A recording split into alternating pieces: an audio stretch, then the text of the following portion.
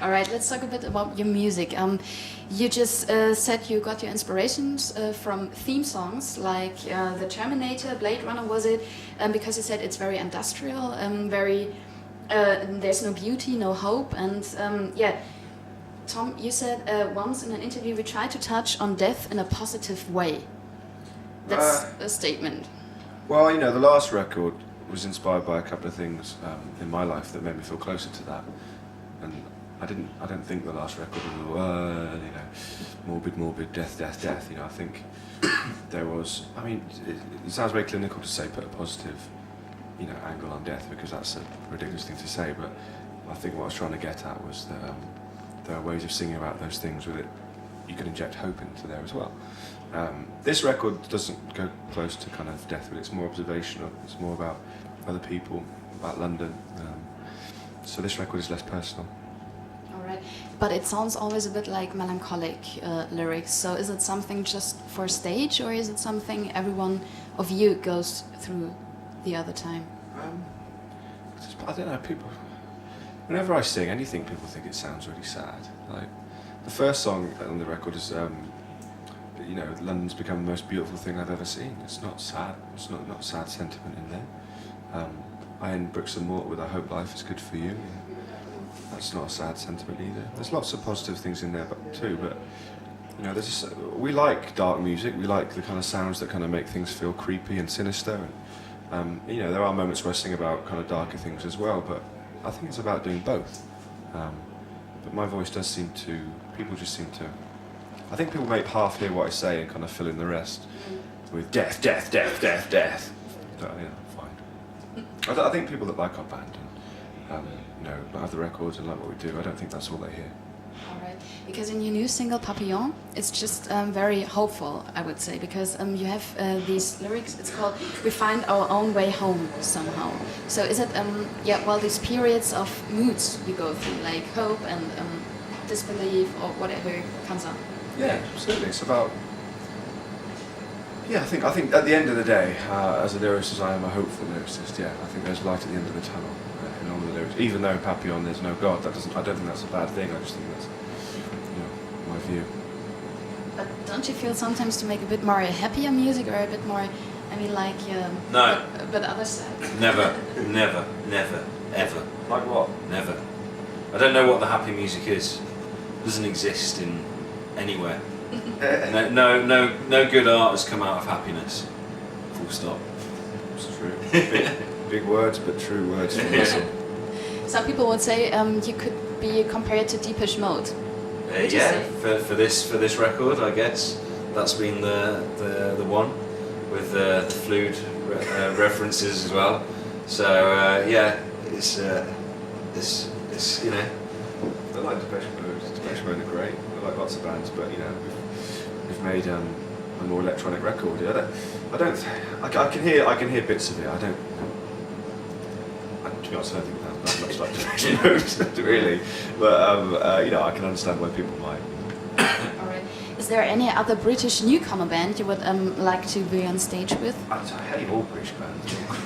I like American bands. Are they American, the Antlers, or are they Canadian? Apart from the Maccabees. Oh, the Maccabees. Yeah.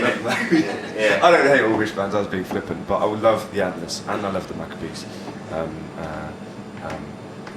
Bombay Bicycle Club, they're pretty good, aren't they? Yeah, they're Keep good. these guys down. They're British. Bombay Bicycle Club.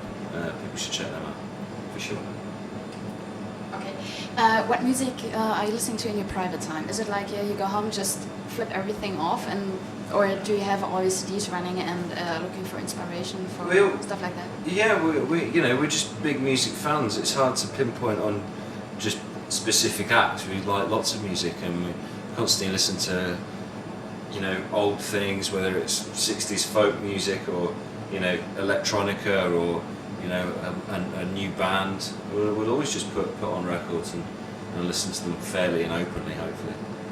Yeah. And probably some older bands, like very earlier times, the beginning of synthesizers, like Colosseum, stuff like that? Like, I don't know, Gary Newman. We like Neu. Obviously we're in Germany at the moment, so it's that whole kraut rock that, well, we termed that, which is a bit unfair. It's just Yeah, but it's we like all that kind of stuff. All right. You're playing tonight here in Munich. Do you have any stage rites, rituals, like traditions? You always do the same. You meet and do anything special? Before we go on stage, we just do a little, like they do in American football. Is it like that? Yeah. So touch the right hand or something. Yeah. And you can touch it. Just do that. That's what I do. Do one of them. It's all 4 minutes. Oh, that's all? That's it. Okay. So I wish you a very nice gig today. Thank you very much for the interview. It was very nice talking to you. Thank you. When can we expect you in Germany in the next time? Next year, in April. Yeah, April. Yeah, we'll do some regional shows, I think. And then in the summer, do some festivals. hopefully some festivals, Yeah. rock and whatever it's called. Yeah, that'd be awesome. Which is your favorite festival? Melt. Sorry? Melt. I like that. I liked the other one, which is in the forest. What was that called? Is it a German festival? Yeah. Highfield? No. Which was the, what's it called? Small. Halden. Halden. Pop Festival. Halden. That was cool. Yeah, that's a good one. Like that. Germany, yeah, you do pretty good festivals here. Yeah, of course we do. Yeah, Yeah. they're really good. Yeah. Thank you. Yeah, Melt's one of my favourite festivals actually. I think it's absolutely superb. All right. But is it possible for you at all to go private to some kind of festival? Or are you always getting like recognized and it's him, it's him, it's him? No, not really. Not unless you come off stage and walk into the crowd, you don't get recognised. So yeah, you're usually fine. Yeah. So you're often going to festivals? in your No, private? no. Since we've been in the band, we never want to go to festivals unless we're playing them. We couldn't think of anything worse to do. Since being in a band, I never want to listen to music unless it's my own. I'm joking.